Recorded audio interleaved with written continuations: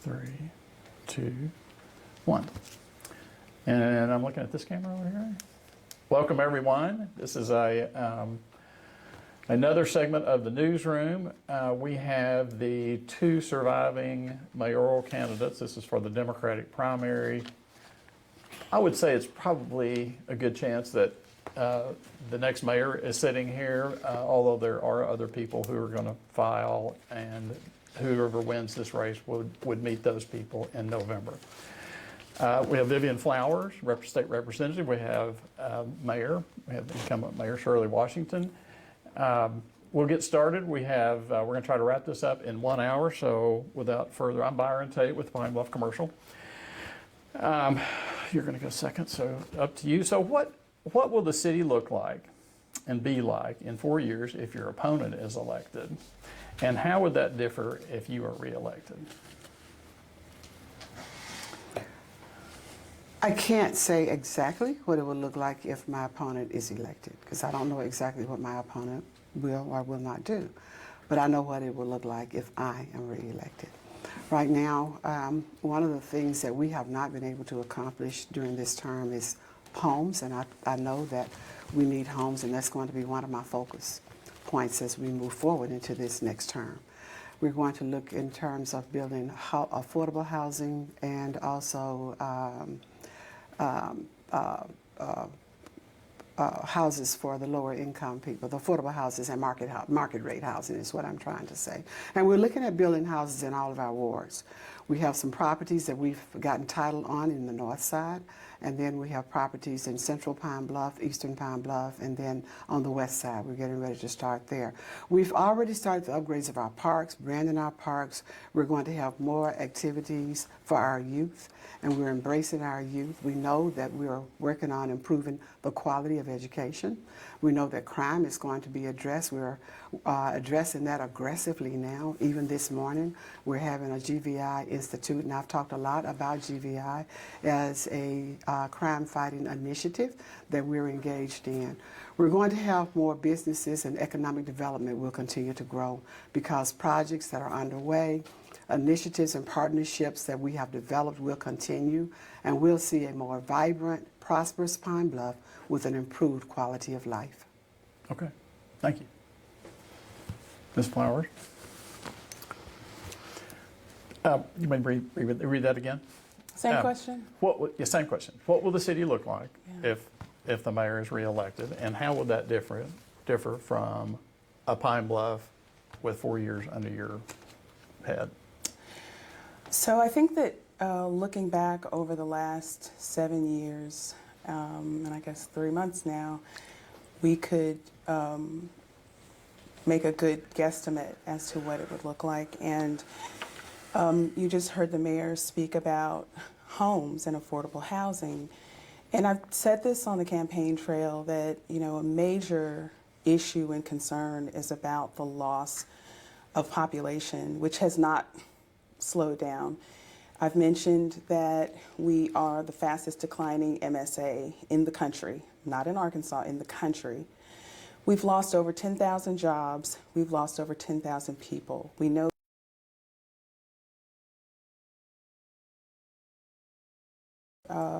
school district and send them to Little Rock. Those are things that are definitely and directly tied to issues around violence and our issue with the problem with homicide, our homicide rate. And we also know that it's an issue with jobs. I mean, what we're seeing and what the mayor just spoke to is the provision and investment in rental housing. Meanwhile, if we aren't doing much to grow jobs, and especially higher paying jobs to deal with the poverty that pervades our city, I'm not sure what providing a lot of rental housing will do for the city if people can't necessarily afford it and if people aren't moving here. And the other thing I would say about housing is we have an economic and community development department dedicated to economic development and including dedicated to housing, which we are not effectively using, and which we have during this administration turned back funds for housing, federal funding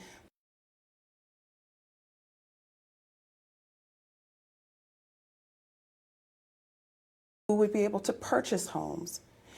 And I guess, you know, the bottom line is whether we're talking about poverty, whether we're talking about food insecurity, whether we're talking about jobs, schools, and especially crime fighting, we have to look at, I think we have to go deeper, and I think that we have to invest in prevention, and I don't think that we've seen much of that. And to let 7 years pass and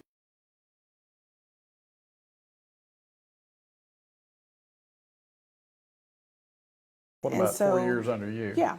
So I've been clear that what we need to do is be more aggressive in addressing things from a more fundamental standpoint. And the best way to address poverty, the best way to address crime from a preventive standpoint are jobs, are opportunities to open businesses. And we have done very little to grow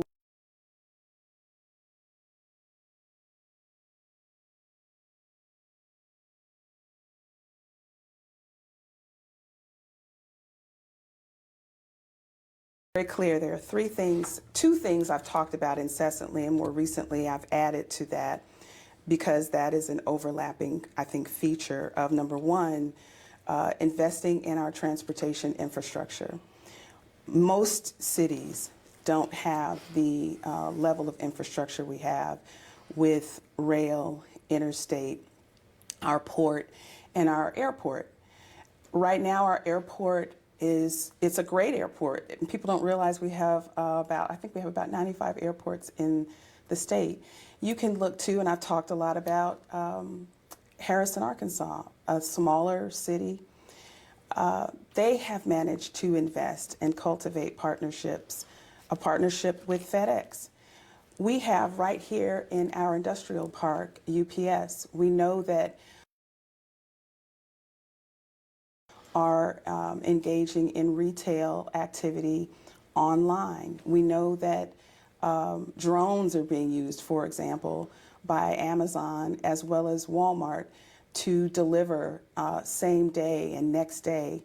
So, you know, trying to cultivate an economy and an economic hub in Pine Bluff for the region, for Southeast Arkansas, is something that we could do through a relationship like what we see happening at other airports in other countries. And that would grow jobs. That would help to change the activity, the economic activity along the Harding Avenue corridor. Okay.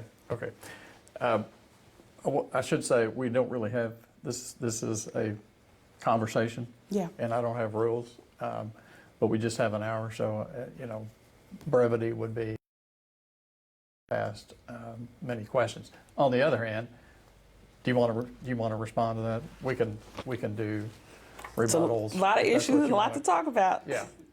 You want to say anything else on that subject? Okay. We've talked at previous debates about the legislative audit. The mayor said the city was cleared, and Ms. Flowers has said not so much. I wanted to drill down a little bit more. Ms. Flowers, you were there that day, and State Representative Ken Ferguson, right? That's right. What was your role that day? Were you there to soften the blow from the auditors or legislators?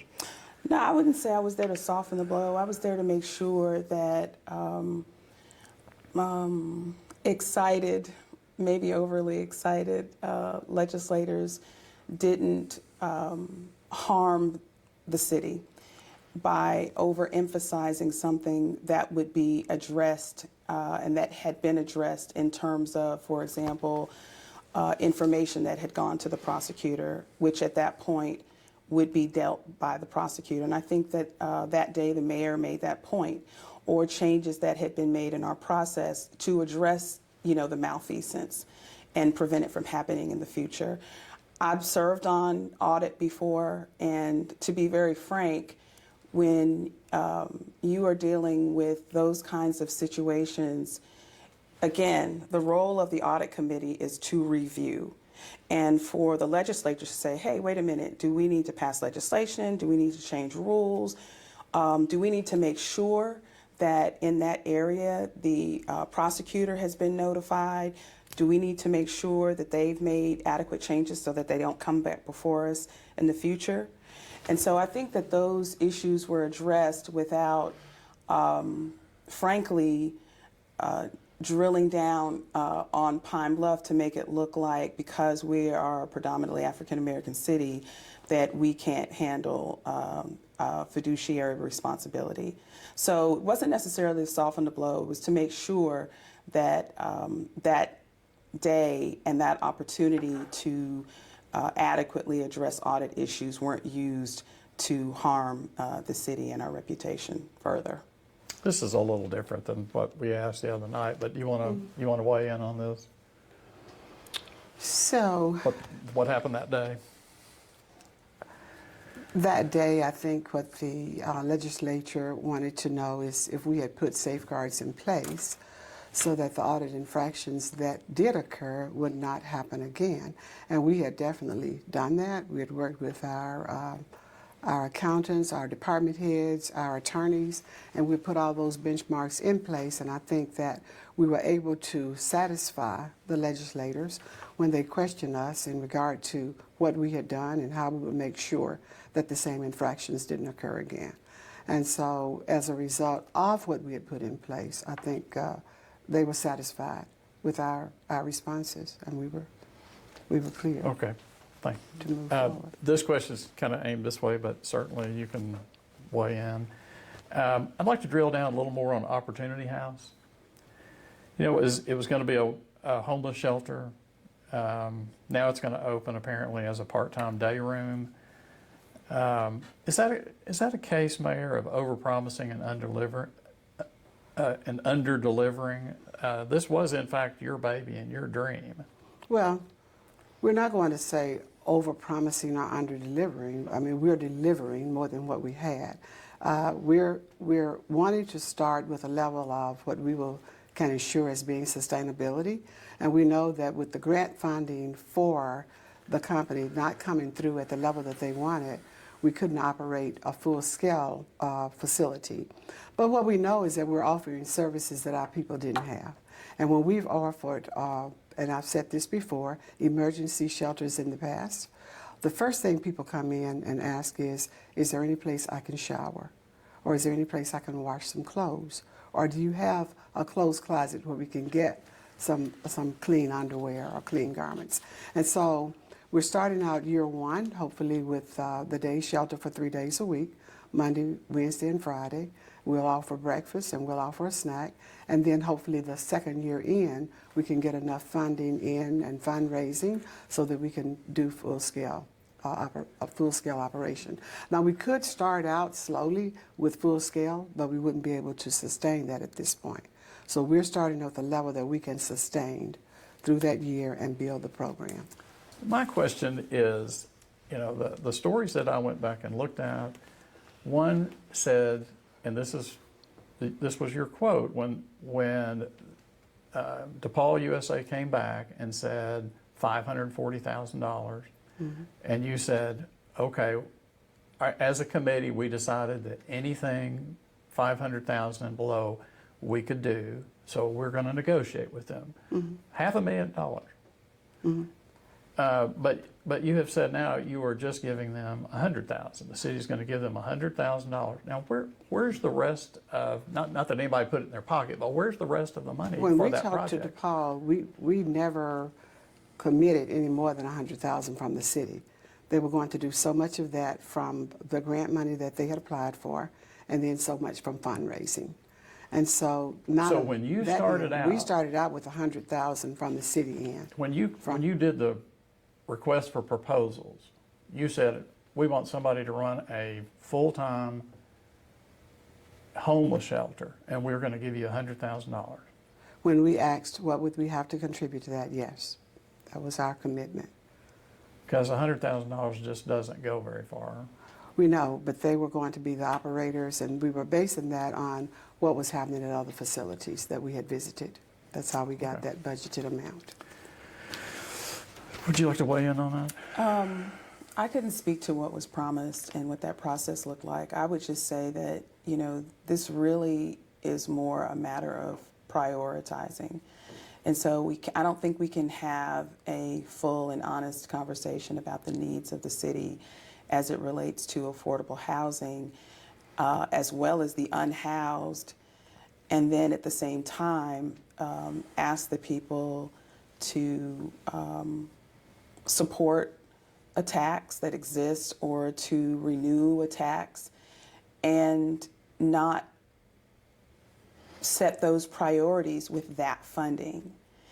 And, you know, when we think about the amount of money that we have collected over the years for the sales and use tax, where there was a city partnership or effort or whatever you want to call it with the Go Forward nonprofit, to me this goes back to, I think, a lack of priority setting, a lack of vision, a lack of transparency in being able to say to the people, these are the issues we're going to deal with on the front end, and this is what you're going to get on the back end. And when you don't do that, it creates division, and that's what we've seen. And all I would say to where we are with trying to address homelessness is I just think it's unfathomable that we've collected taxes in a city where we do have those issues to the tune, you know, of well over $30 million. And in that time, we still don't have anything that is working right now.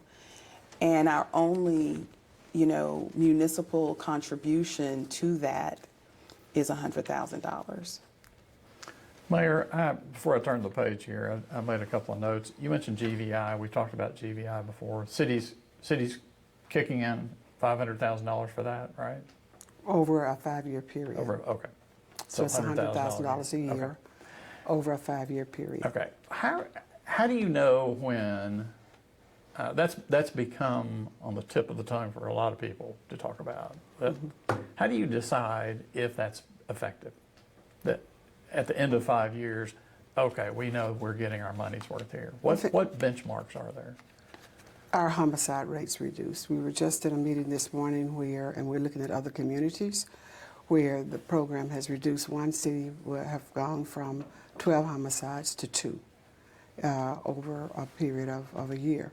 And so we think that once we get into full-scale operation with that program, providing the services and the community connections that are going to take place, that we should at least be half or less as far as the reduction in our homicide rates. I can't tell you exactly what those numbers will look like. We hope we can go from 20 to 0, but if we can go from 20 to 5, you know, we will see increase in the effectiveness based on those decreased numbers. Have you been around GVI long enough to know why we end up with, this past year we had 28 homicides, more than 11 times the national average? Why we're so different than the average community?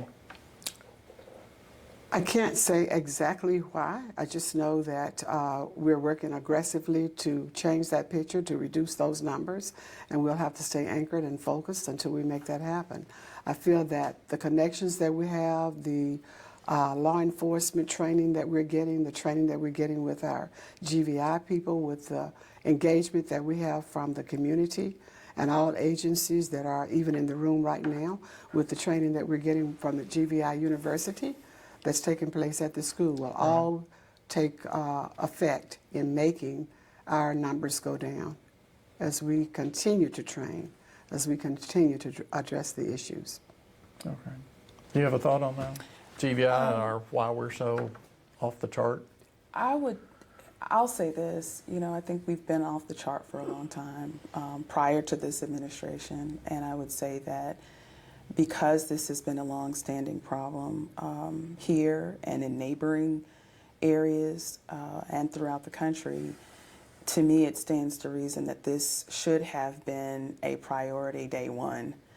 And I would say that I'm excited at the possibilities for GVI.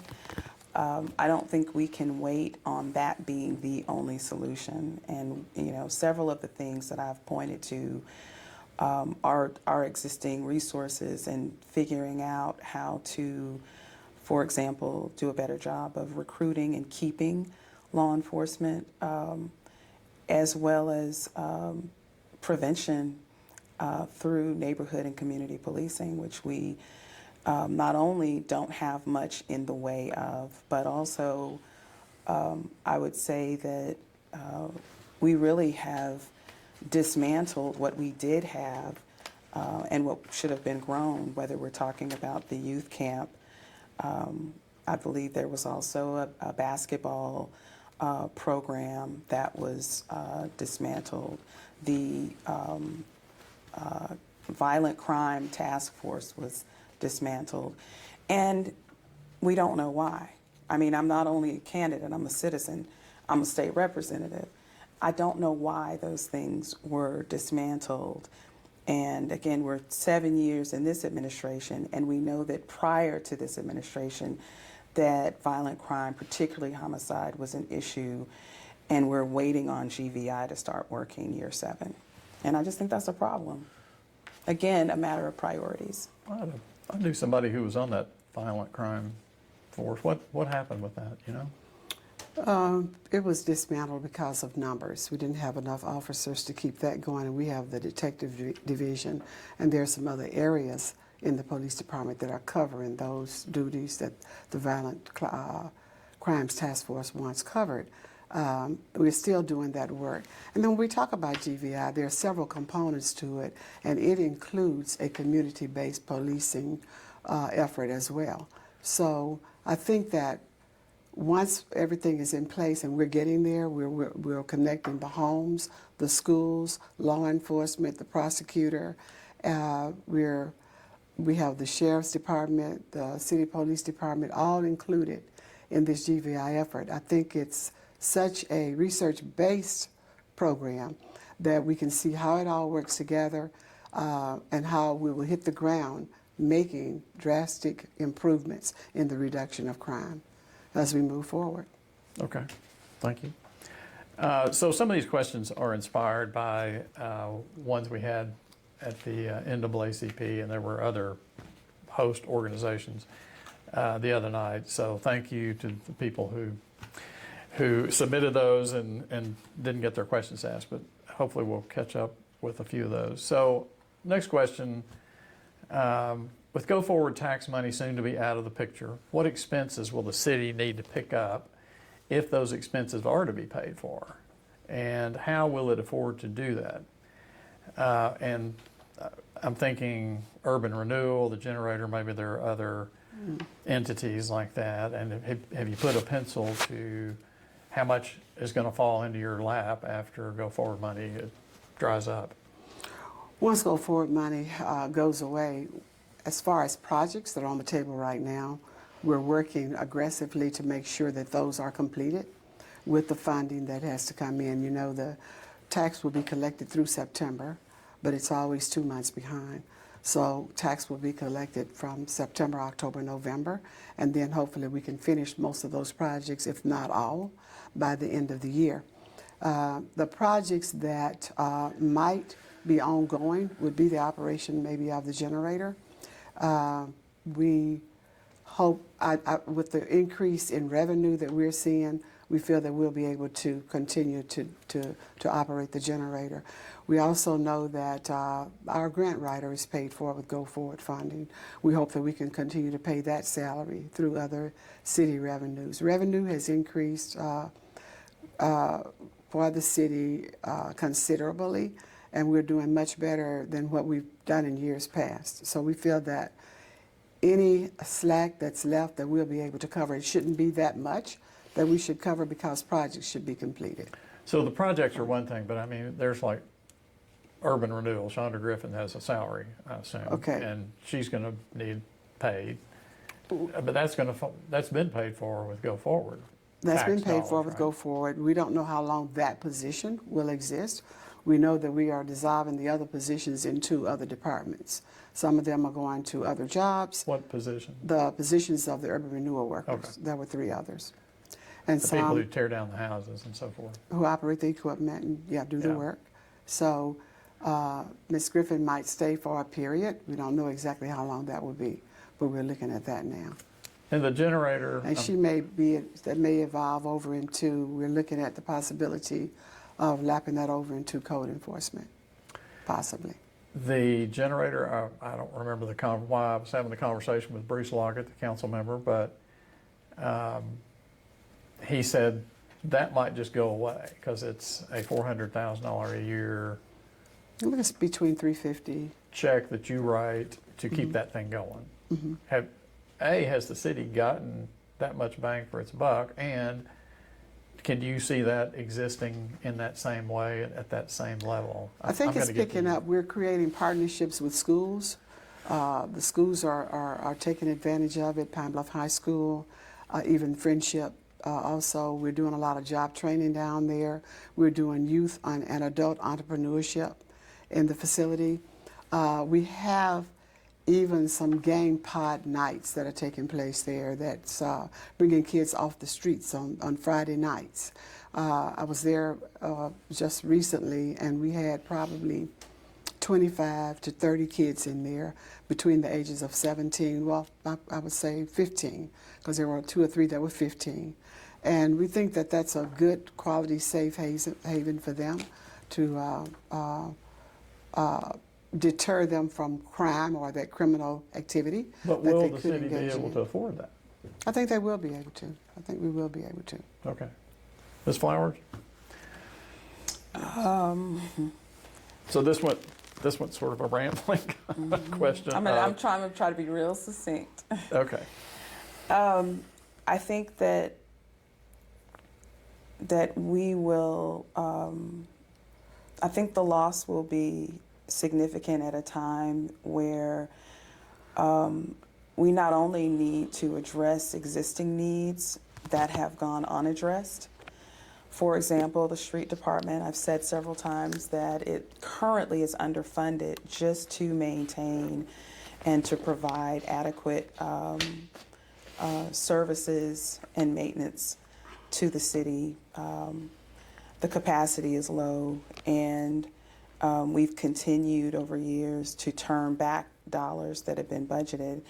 Also, you know that there were a whole lot of conversations about potholes during all of those candidate forums we did before the primary. I hit a real good one yesterday. And,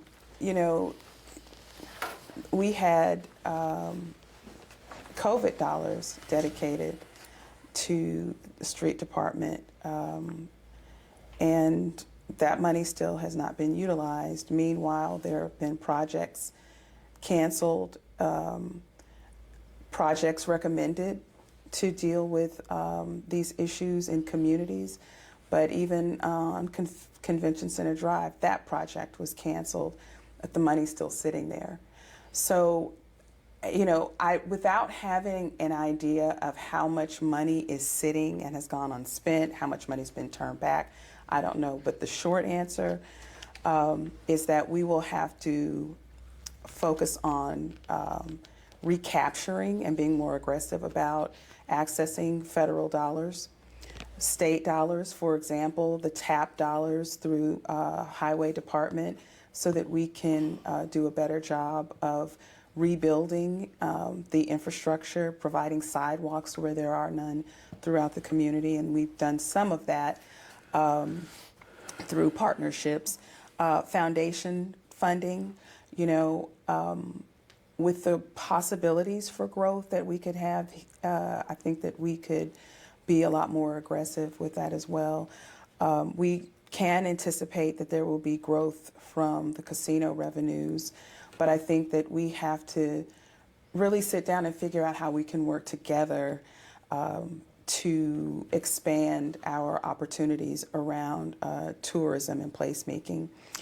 And finally, I've not been shy about sharing that I believe that people do want a sales and use tax focused on economic development, but they want it to be they want the dollars to be transparent. They want the transactions and contracts to be transparent. They want us to be accountable for that money, and they want the money to be targeted. They want a budget up front.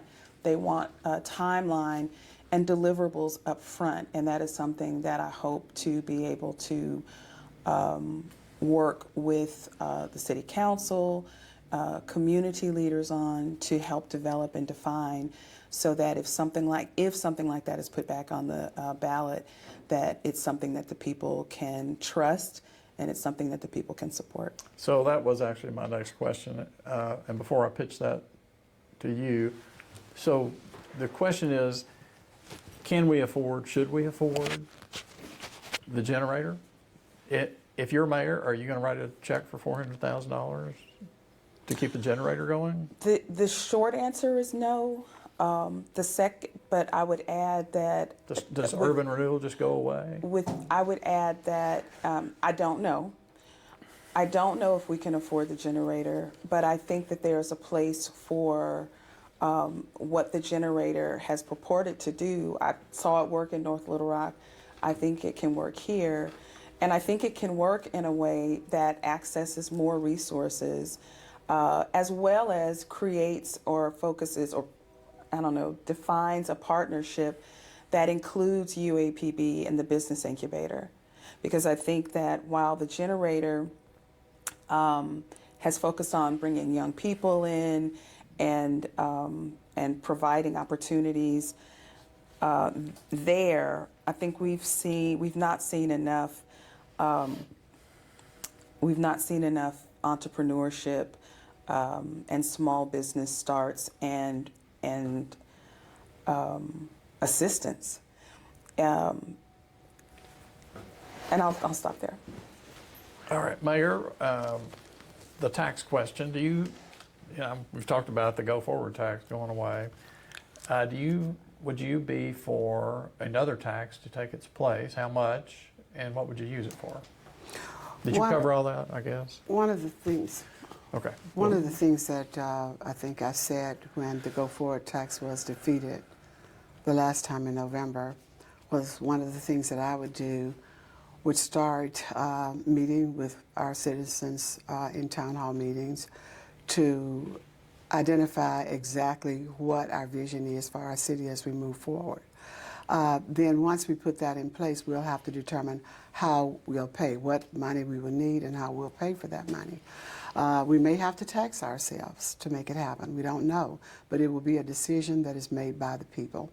I do know that with the go forward tax, there was a lot of positive benefits from that tax that came in from other partners that partnered with us outside of the city of Pine Bluff, because they were willing to come in and embrace us, because they said if a community is willing to tax itself, we're willing to support them. So we may have to do that to get as much as growth as we need and what we're looking for. One of those areas would be, for instance, the law enforcement tax. I think that was very much needed because public safety, I said law enforcement, but I mean public safety as well, which would be both. Even though we've made some tremendous gains and increases in that area, we have a long way to go before we are compatible to other communities our size. We can't necessarily put all of the tax in from casino dollars, which is what we've done in the past, because we can't get us to where we need to be. I think we're going to have that law enforcement tax that was defeated to get us where we need to go. And it has to be a tax that's put in place without a sunset clause on it, because you can't give raises on a tax that's going to be a 7-year tax or a 10-year tax when those salaries are forever. And so I think that's going to be critical. The law enforcement 3A sales tax that we had on the books was strictly for law enforcement, and I had heard that part of it was going to go just police for law enforcement, well, public safety, not law enforcement. I'm saying law enforcement, but I mean public safety. Well, I was going to ask you, we already have a public safety tax, right? Fire and police. Do we have one that's in effect, that's active? Not that I'm aware of. There was one that started years ago, but I don't think it's enough coming from that to get us where we need to be with our salaries at this point. Yes, sir. Okay. So once we see where we're going and what our goals are as a community, then we'll decide whether we want to tax ourselves or not. You know, you mentioned reaching out to the community and so forth. The NAACP actually had those meetings. They had one per ward. I think I probably covered at least 3 of them. There were a lot of people talking about more safety, litter, streets, of course. They pretty much scoffed at some of the projects Go Forward had been about, and I'm condensing this. And all of those things will be addressed as we move forward, and we'll determine our path forward. I know you were at some of those meetings, or maybe all of them. I would just add that, you know, urban renewal was created to afford an opportunity to establish public-private partnerships. And I think that that's something that could be a good idea, but I also know that if we were to do that, we need more than one private partner, number one. Number two, I think that can't nor should it have ever been the focus of how we dedicate dollars for economic development in the city.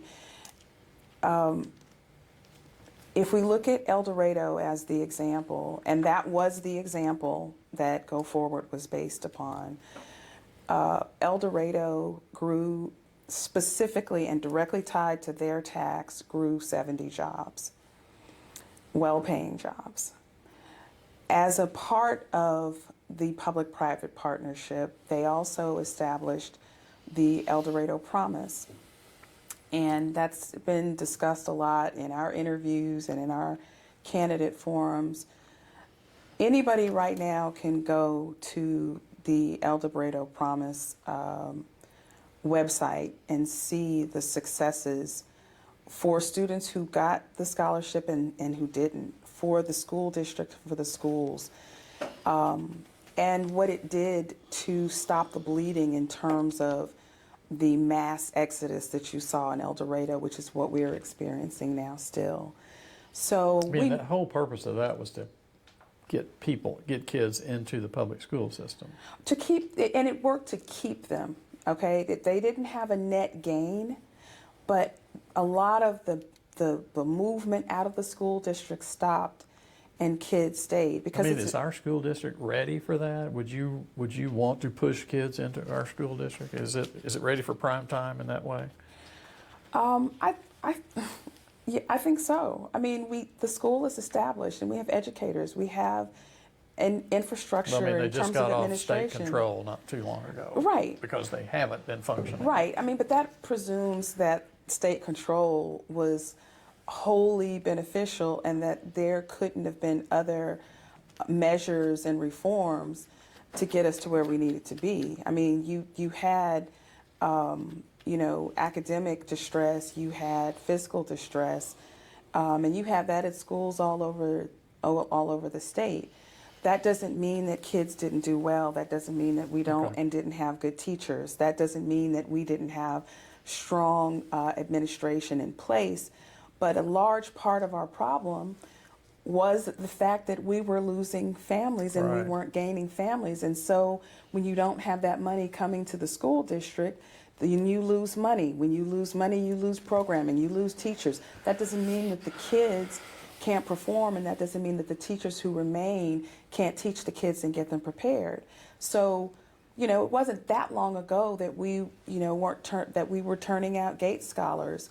And so to presume that because we have been a declining city in some ways that, we can't succeed and that we can't benefit from people moving to the community and growing with that growth in terms of our schools, our economy, is a misnomer. That would presuppose that any community, be it Conway, be it Benton or Bryant, can't handle new people because it's small or because it might have been challenged in certain areas.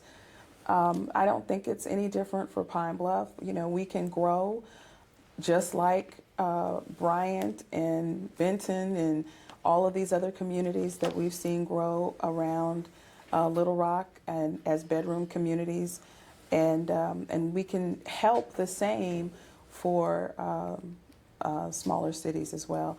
I'll just say that as far as Pine Bluff Promise, it's something that we as a city have spent money researching. We know that the data exists.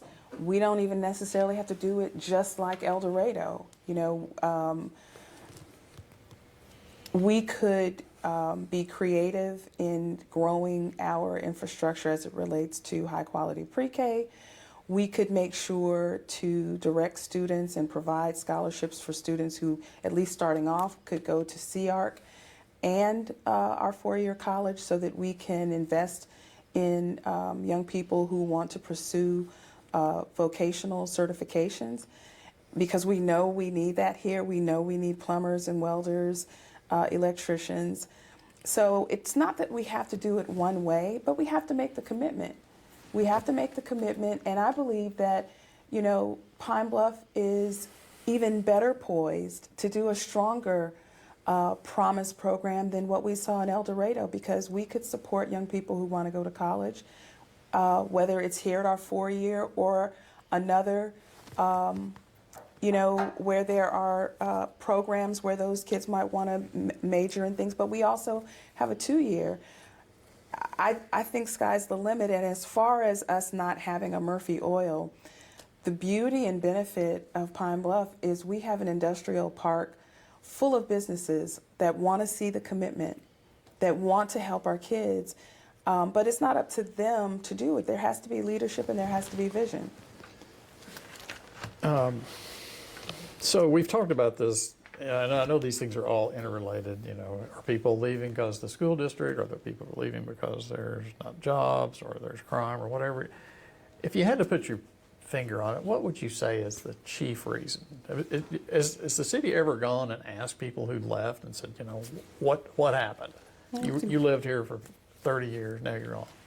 There are, you know, we have a combination of reasons, and the population decline didn't start just recently. I remember when Jerry Taylor was mayor. There was a radio show on one morning, and he was talking about the population decline and what they could do to bridge that. They were talking about, at that time, they hadn't included the prison population in, and they were talking about he had bringing to do that to number keep it above 50,000, I think. I believe so. That was what they were discussing on radio this particular day. So this has gone on for 30 years or even longer. Long before 2020, we've had the population decline for a number of reasons. You know, we had the crime rate. We've had declining in our school performance. We've had economic decreases, and so we have been putting some things in place. We've improved our school. We're not under state control anymore. I think we have a respectable school board in place. I think we're setting new standards in our schools from the academic point of view and from the athletic point of view. I think that with all of the things that are in place, we're seeing some sustainable changes in our community. These benefits from these changes, as far as the population increasing, won't happen overnight. We have some companies that are coming in. I look at GTL. I think once they come, that's not just Jefferson County, but it'll bring jobs into Pine Bluff as well. So I think we're on the right path for change to happen, especially when we talk about education, the new school coming in. I think that's going to even make a difference. I look at what we're doing with our charter schools. They're quality charter schools, and it gives people those educational choices that they're looking for. Yeah. And, you know, I think that if we stay the course, we're moving in the right direction for the population to begin to grow. It's not something that happened overnight. It's not something that we're going to see in 10 years, maybe even. But I think gradually that increase will come, and we'll have a Pine Bluff that is thriving. And as I always say, one that if we all continue to work together, that we can be proud to call home. There was a city committee set up, been a while now, but about having a racetrack. I think Joni Alexander was the one who headed that up, and it's, to me, surprisingly got a lot of traction. There were a lot, no pun intended, from the racing community. Was that planning effort just a waste of time, or is that thought going anywhere? I can't say that it was a complete waste of time. I could say that maybe the timing wasn't right for it. I'm not sure. I do know that there's still interest in the community because I have conversations with some of those racetrack or race car enthusiasts from time to time, and there is an interest. One of the things that I was concerned about when I did a bit of research on the racetrack was the location. I think those operations shouldn't be close to your municipal area because of the emissions and the noise. And I talk to people who visit racetracks, who go to different tracks all over the country. I talk to people who have operated racetracks, and they all said an operation of that type is better if it's in the county rather than right in the heart of your city. And I think that was pretty close to the city. It wasn't far from my house. It wasn't very far from my house, and I hear the noise from 5:30, and I can only imagine the noise that I would hear from a racetrack that's zooming. I think that you have to also look at operators. You have to think in terms of who's going to operate such an operation as a racetrack. So is it something that we could go back and revisit one day? That it might be something that can become feasible for this community? I think that potential is there. As we make this that destination city, that can be part of that, one of the features that adds to the destination attractions. Who would pay for something like that? I mean, the city is paying for the go-kart track, right? Hopefully it would be an operation that would pay for itself, you know, we would think. That's one of the reasons that it pretty much was stalled. I think there was a resolution or an ordinance to pull money from the ARPA funds to go toward that. I think $1 million maybe, and that did not pass. So that's kind of where it died. Do we need a racetrack? I think that we need a lot that would provide quality of life as well as a foundation of business for tourism. I'd like to touch back really quickly because you asked the question about, you know, with all of our issues, what is it, you know? Oh, that's right. I'm sorry. Oh, that's okay. Why are we hemorrhaging people? But I think public safety is the overwhelming, overarching issue. You know, if a family wants to get a job here or start a business here, that's one of the major things you're going to think about. You know, you're not going to move someplace that's unsafe for you, especially if you have children. But even if you don't, you want to open a business. If you feel like you're not safe, you know, you're less likely to situate that business there. Maybe you go down the street to the next city over, thinking you can still get that population of people that, by the way, is dwindling. You know, I think that we have to be clear, we have to be open and honest about what our challenges are and work together to resolve them. With regard to GTL, GTL has been working on trying to get here for a long time, and they're much closer. But I know for a fact that they chose that location over other states because of our transportation infrastructure. That is why they are here, period. And I think that that is an example of why we have to leverage our transportation infrastructure to draw other companies and to create other indirect businesses. And then I'll go to, you know, the go-kart question. I think that we have an awesome opportunity to The go-kart or the racetrack? I'm sorry, the racetrack. Yeah. We have an awesome opportunity to attract those kinds of businesses and to provide entertainment for families who live right here who are tired of driving to Little Rock and Memphis for concerts and things like that to do. I would say that, the job of the city is to invest in and strengthen our infrastructure, whether it's our physical infrastructure or our city administrative infrastructure, and make it a little bit easier to do business in the city of Pine Bluff. It is not to start private businesses.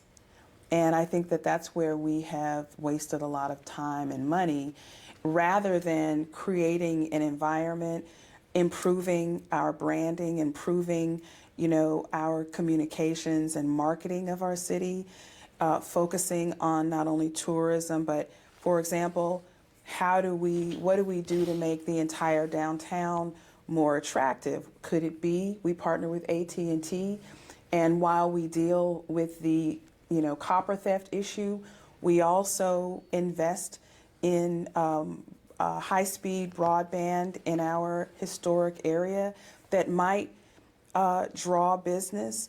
The deal with the city is we're supposed to be making the entire downtown, the entire city, versus spending taxpayers' dollars in building a facade with a partner that still we'd have to spend money to build out. And that's just the truth. It's not just about being critical. It's just the truth of what it is. And when you have people waiting for there to be the progress, for restaurants to come, for businesses to come, be it downtown or at the mall, just wanting to go to the movies, that creates, I think, a loss of hope and a loss of trust that we don't need to do. So, with regard to the racetrack, I think it's absolutely something we should look at. It's not only one place, whether it's close to the city or in the county. That should be something that economic and community development should be working with, along with the Alliance and the Chamber, to attract those companies that would place a racetrack and do some of the things that I think that former Councilwoman Alexander was trying to do to shore up our business community and our infrastructure to make that happen. We have about 5 minutes. I'm going to try to land this thing in 5 minutes. Quickly, you brought up GTL. That's the gas to liquid plant going in, like Redfield, Jefferson. More Jefferson area. I keep hearing little whispers from people that'll never happen. It's never going to happen. What's your confidence level that thing's going to happen? I think we're getting closer every year. That was not a percentage. What are you? Were you like 80%, 100%? To it happening, I think we're probably at 70, 75%. 75%? Yeah, they've gotten pretty much all their ticketing approved. Yeah, I think it's going to happen. I think that they have, Hyundai is a company, they've already talked to construction companies that are getting ready to come in to start with the construction part of it. We had a big meeting in Little Rock, it's been about 4 or 5 months ago. And so they introduced some of the companies that they've partnered with to bring it in. So, Okay. I think this. they're getting closer. What are you? You think it's going to happen? I will say that I'm 100% certain that it can happen. I know that the investment has been there, the will has been there. Investment even on the part of the state. It's minimal, but even on the part of the state, we worked really hard to make sure that there were some funds provided through the department, the highway department. It's monumental. It is monumental. It's super expensive. It stands to be the single largest economic development project in our history. In North America. One person called me, and this is not just like some guy down the street. He was kind of in a position to know some things, and he said 1,000% it'll never happen. That's just what I hear. I So, mean, let me say this. I've heard people say that as well, but I don't think that, you know, a company invests in hiring engineers to work for years and to work with the state for state resources and investment partners all over the world, to the tune of, you know, tens of millions of dollars thus far, and planning hundreds of millions of dollars just for the planning and initial stages. So I don't see that kind of investment happening and them choosing Arkansas over other states that were ready, willing, and able. Some of it has to do with the cost of fuel. That's a part of it. But I think that cost of the gas input, right? for sure. Yeah. I think that, you know, as we move closer toward renewable energy, I think you're going to see the appetite for this project grow in the way that we have over the last several years. Okay. And I think they're in it for the long haul. At the debate, the mayor brought up the fact that you had not turned in your campaign contribution report. Have you done that yet? It is almost done. I actually have had a lot of contributions. I had to find another treasurer, and I didn't make that point at that candidate forum, but it will be done within the week. Is it going to be done before people go vote? Yes, Or the end before of election day. the election. Before election day, it'll be done within the week. But I'll have to say too that, you know, it was a personal reason on the part of my team that I had to make that change.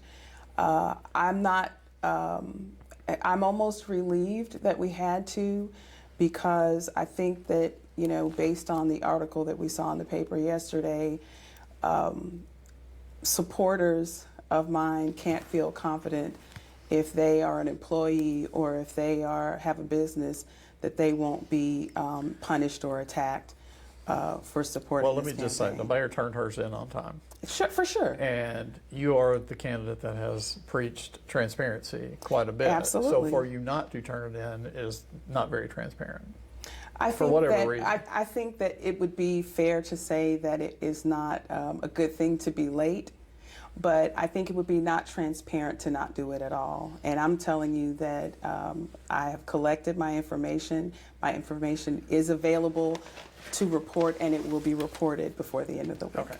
One last question. We had a documentarian, that's the way you say that word, on the scene for, he's been here for nine weeks, over 18 months, I think.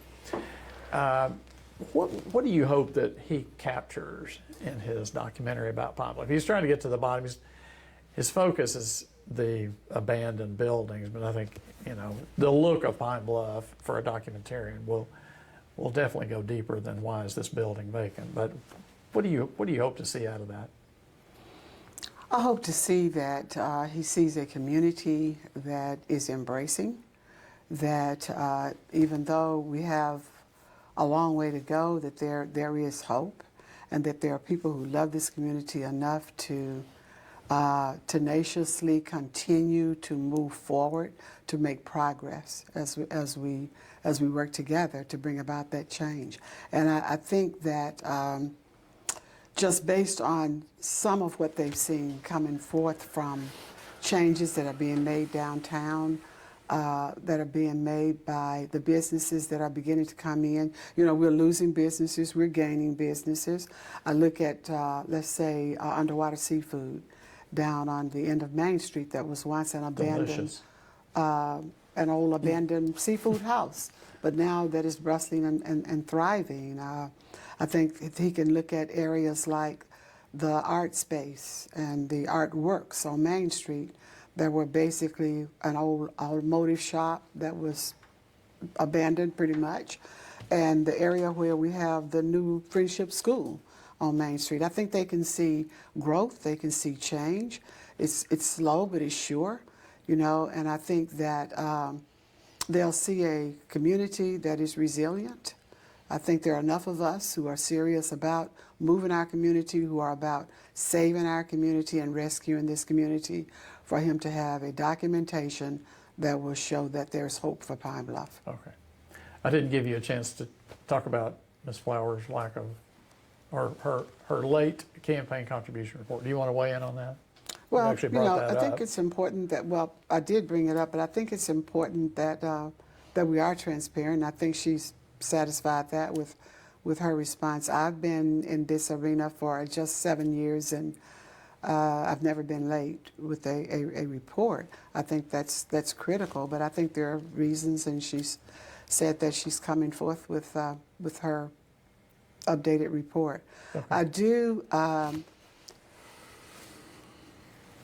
want to make a statement in reference to what she said, that she might be glad that she didn't because of something that happened recently.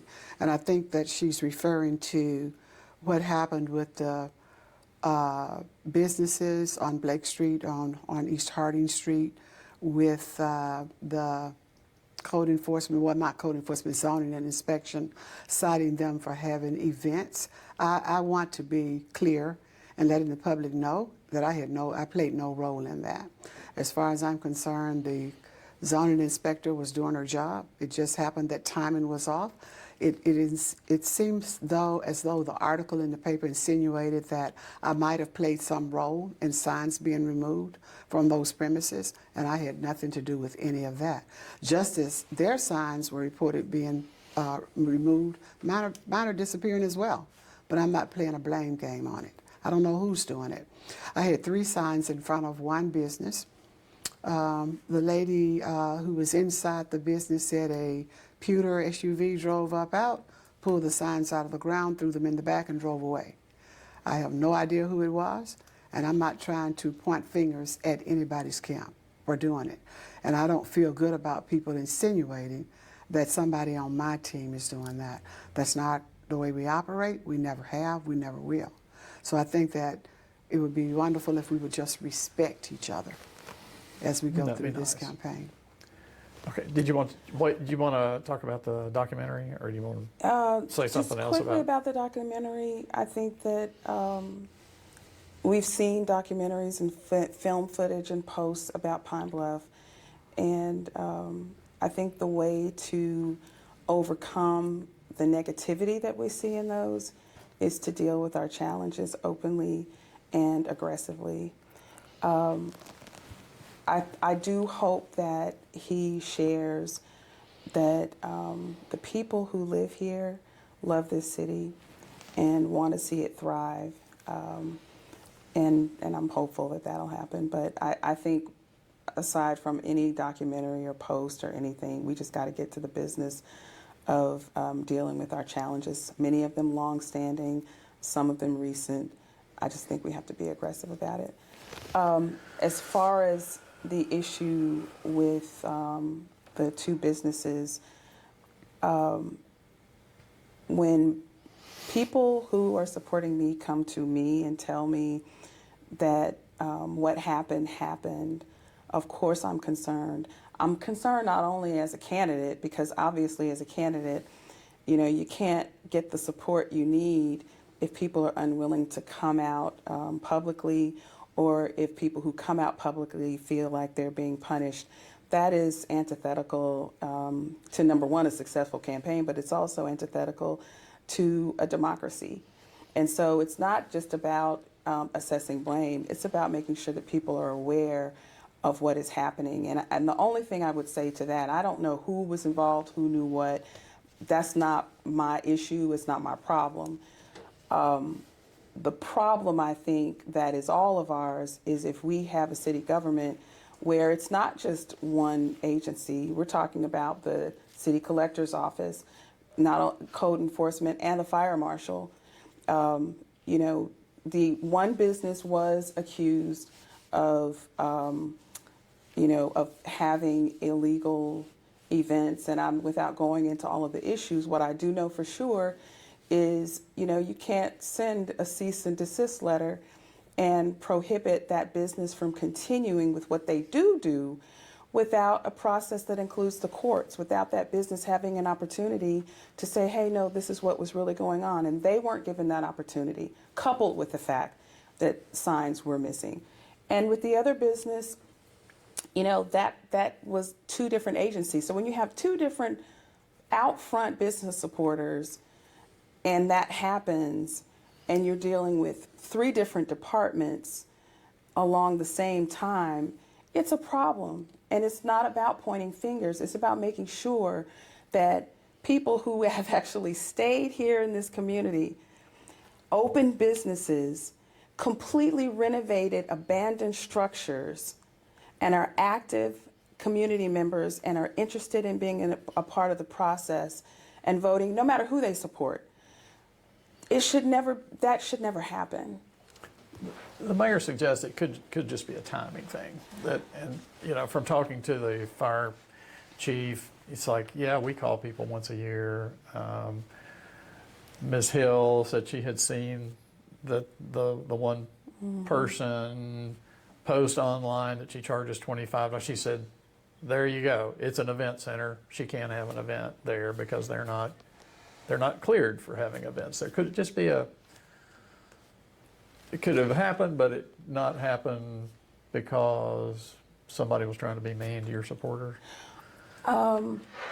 Honestly, I don't think so, only because based upon the full scope of how what happened was described to me, we're not only dealing with timing, we're dealing with, you know, the process that took place not being in keeping with our ordinances and our rules and regulations, Okay. number one. And then number two, I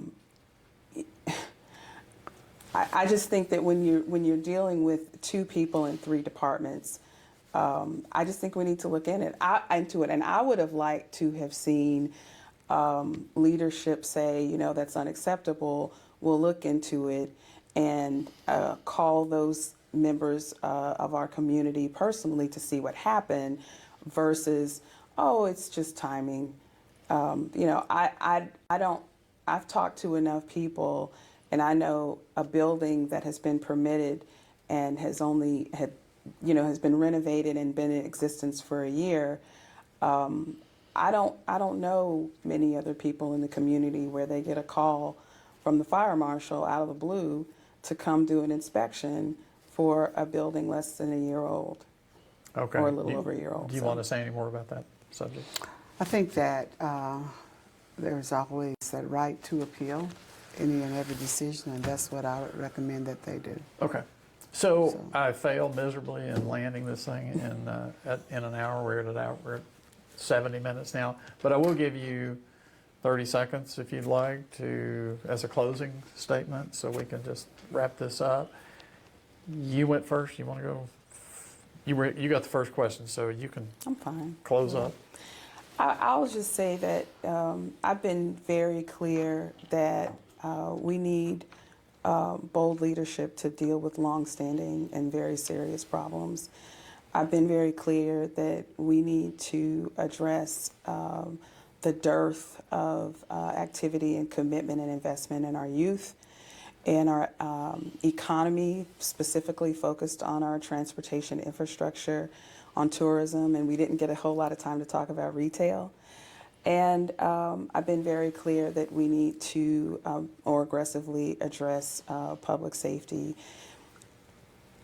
Finally, I have talked a lot about restoring our community by restoring the public trust, by being transparent on the front end as a government, and being accountable, whether we're talking about our city dollars, whether we're talking about public information, whether we're talking about citizens having an ample and adequate opportunity to address the city council at public meetings, as well as the mayor's office at public meetings.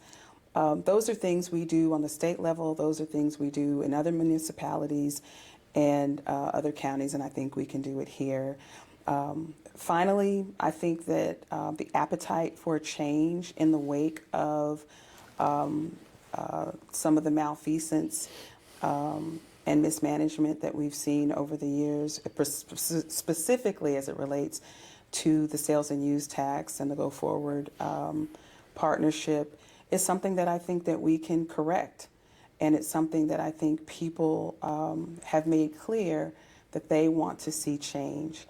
And that the primary 2/3 of the population of voters voted for change. And I would say that I am the remaining and surviving change agent that people have an opportunity to vote for in the coming runoff, that where early vote begins tomorrow, and election day will be on April 2nd. And we just look forward to continuing to pound the pavement and reach out to voters and let you know that we're serious and committed, and hope that we can look forward to change moving forward. Okay. That's a long 30 seconds. I'll try to give you a brief 30 seconds. I would say that when we look at change, and I heard a lot of that word used, change. When we look at the word change, over the last 7 years, we have seen change in Pine Bluff. I think we've seen continuous change over the last 7 years. Maybe not as much as what we would have liked to have seen, I'll admit that. But have we been aggressive in making that change? Have we been consistent in that change happening? We have been.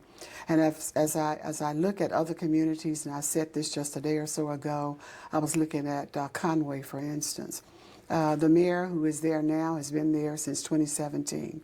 The mayor before that mayor was there for 16 years, four-year terms. And I think that every time we change leadership in our community, which Pine Bluff has done over years, every 4 to 8 years, and you don't have that ongoing consistency of progress being made. It's progress that stops and starts. And I think that we need to stay the course, because we have shown some consistent change over the last 7 years, and I think Representative Flowers said 3 months. So 7 years and 3 months we've seen consistent change. We need to let that continue, and I think we're in a poised position for more aggressive change over the next 4 years than what we have seen over the last 7 years. So I'm encouraging all of our citizens to stay the course, keep the faith. Let's know there's hope for Pine Bluff. Vote for Shirley Washington Mayor on April 2nd. Okay. Thank each of you for taking And time I encourage everybody to vote early, vote Shirley. Thank you for taking time out of your Thank busy you. days to do this. Thank you. Plumas, thank you for all your technical expertise and arranging this. I guess that concludes our session.